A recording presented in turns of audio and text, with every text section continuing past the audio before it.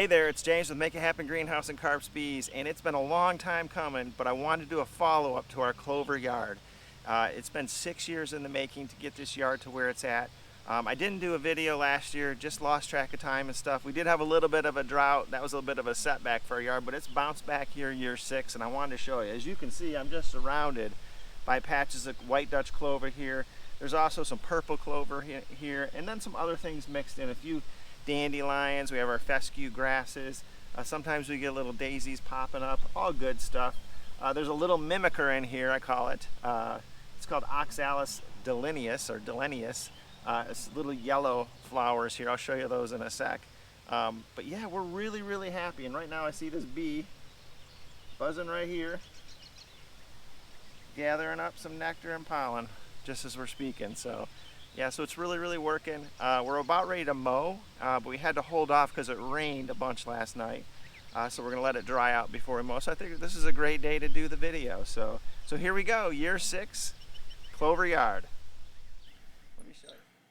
So I figured I'd just do a voiceover for this part, but what I wanted to show you was that here as we're about ready to mow the grass, a lot of other plants are showing up through the clover. So the clover is the dominant thing here, but we have some grasses, dandelion, and some other things that people call weeds, but it all is green and looks good to me. So again, we're going for a non-monoculture yard here that's much healthier, supports a lot more life.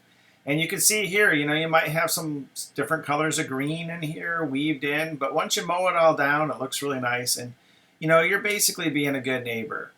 And then occasionally have something like this pop up. You know, this is our purple clover that has shown up. I've kind of mowed around that. It's a little taller. And then people ask me, when do you actually mow this stuff? Well, I'll let it go to flower. And then once those flower heads turn a little brown, that's about the time I start thinking about mowing it down. So, and by the way, when you mow it, it smells a lot better than just mowing grass.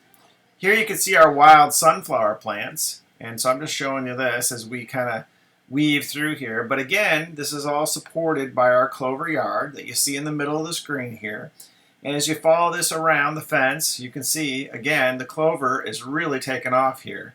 And it just gives a nice, healthy mix to the entire yard. So what I'm going to do for the rest of the video is just play some music. You can take a look, see how our yard looks. Basically, I'm just going to walk around with the camera and show you some different areas. You can check out our apples and anything else you want along this journey. But we love this clover yard. We're going to keep it going as long as we can, and we're looking forward to doing a year 7 video with you. So thanks for taking a look. Hope you give it a try. I think you'll like it. Have a great day.